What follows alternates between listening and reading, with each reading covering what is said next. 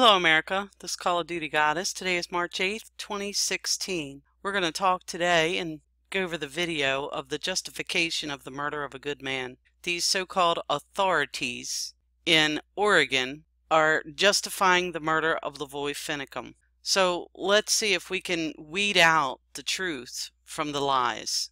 Is the FBI video, which I'm sure most of you have already seen. You will also hear the events of January 26th, which were recorded on the camera of Shauna Cox, an occupant in Mr. Finicum's truck at the time of the shooting. The Deschutes County Sheriff's Office has synchronized the FBI video and the Cox audio video by matching significant visual cues in both videos. We have considered this video footage, along with statements given by the Oregon State Police troopers and the FBI hostage rescue team operators, the interviews given by Shauna Cox, Victoria Sharp, and Ryan Bundy, the physical evidence, and the crime scene reconstruction by the major incident team investigators.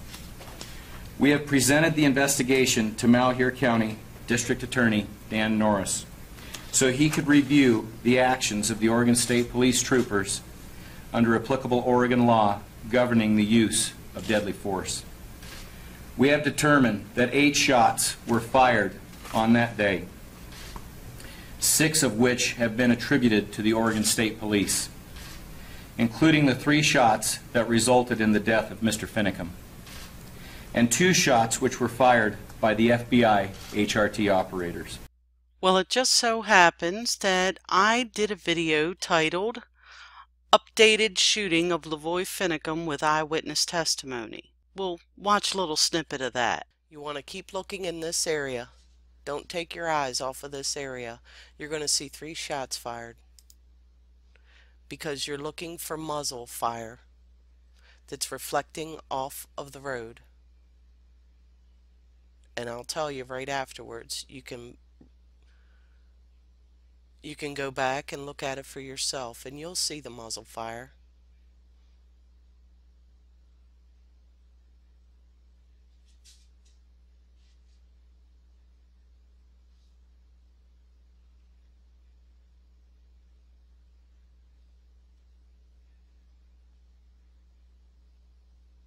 There's one. One just went off.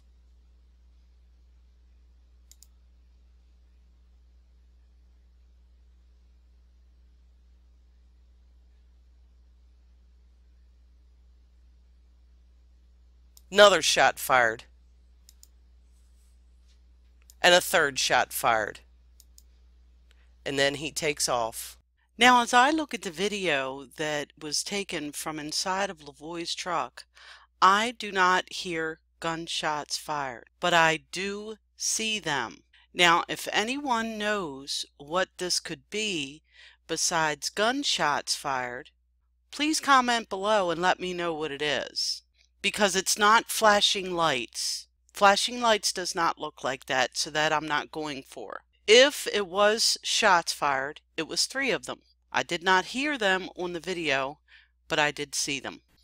Now, could it be what they used to fire those 3 shots at the truck, that I counted the 3 shots? Could it be this direct impact 40mm OC crushable foam round? I don't know. Does it make a noise? To me, it would still make a noise, but I don't know. Just thought I'd put this out there for you. Maybe someone knows. You have heard a statement from Shauna Cox that, quote, hundreds of bullets, unquote, were fired at the truck. And from Victoria Sharp that, quote, as many as 100 bullets were fired at the truck, unquote. Now, how dare that authority say that Shauna Cox and that young girl lied about how many bullets were shot at them, especially while they're cowering with red dots being pointed at them inside of a vehicle with tear gas and flashbangs being thrown at them after being shot at. How dare he say that they miscounted the amount of bullets that were being shot at them? After Mr. Finicum was shot, Now, why was Mr. Finicum shot if they clearly had some kind of direct impact OC crushable foam round? Why was he shot? Why was he killed? If they had access to these direct OC, because he says these were fired at the vehicle, along with flashbangs and gas rounds. Why would they shoot and kill him if they had access to this? Because they clearly had them. He said they were using them. Why would they shoot and kill him? Would it be possibly for his land? Numerous gas projectiles and flashbangs were deployed to get the remaining occupants of the truck. Yeah, if I were an occupant of that truck, I would not want to get out. I was clearly being fired upon. I also had just witnessed Lavoy Finicum, the driver of the truck, be assassinated.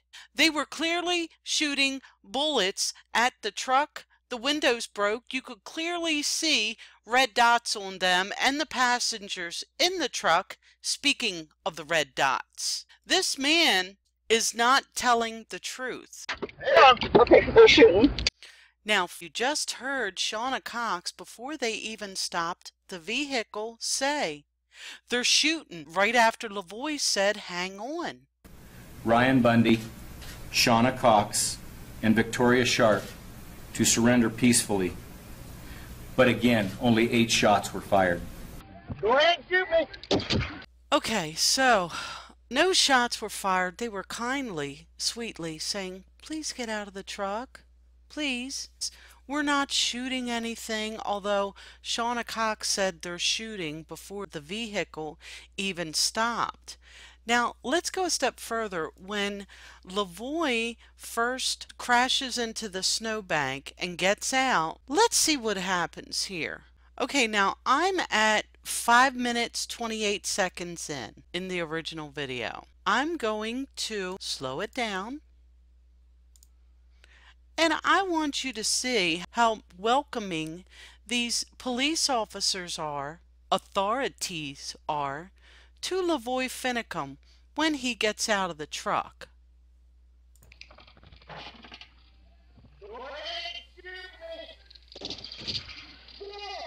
Oops, did you see that?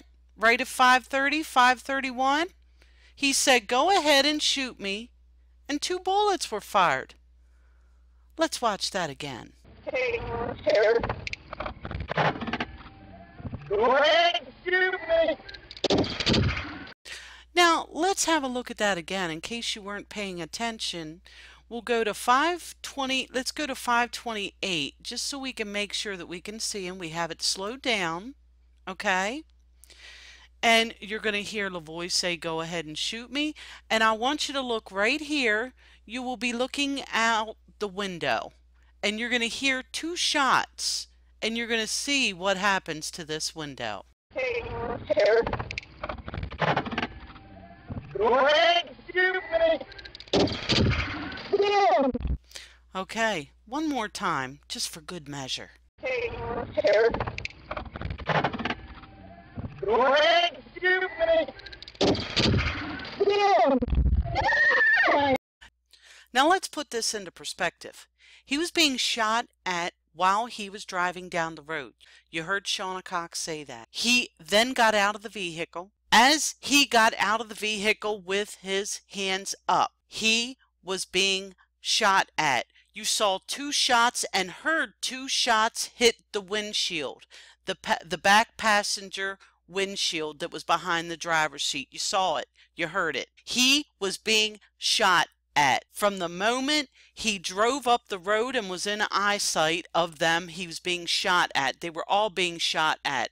He bravely got out of that vehicle and he said, shoot me, just shoot me. And he put his life out there to save the lives of the passengers in that vehicle from these killers.